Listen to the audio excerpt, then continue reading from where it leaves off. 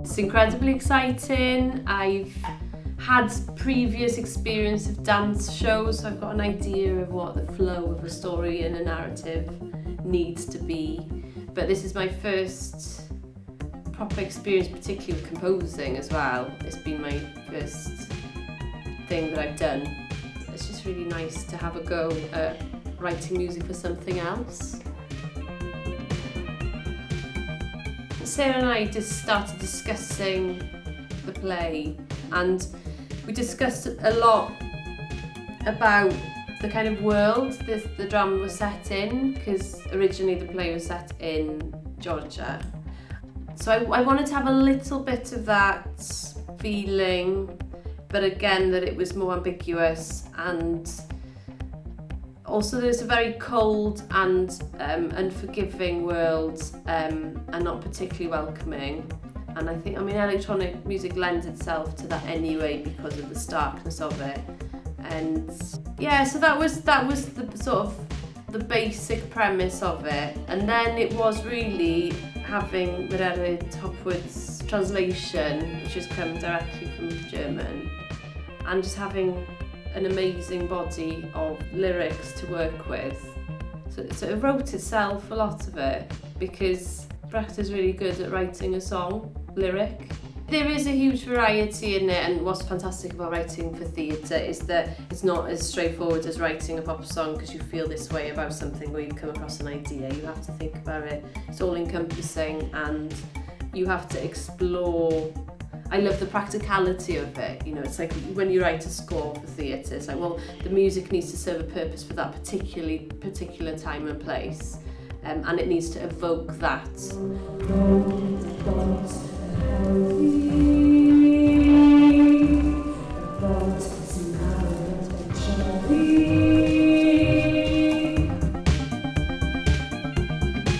Well, when I was talking to Sarah about the role, the first person that came to mind was Marlene Dietrich, and because I'm particularly towards the 70s, a bit later on in her career, where she's got the authority over popular culture, she's got a huge story to tell, and has been held up as an icon for a very long time. And you know, the prologue of this play is like, it's the famous singer.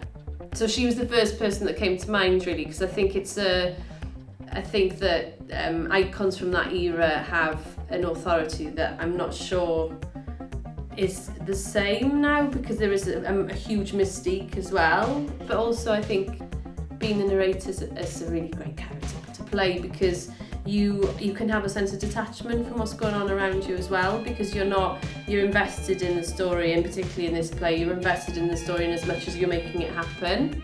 And that's a really interesting thing to explore.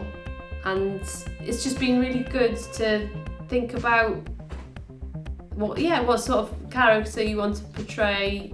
You just want to tell a story.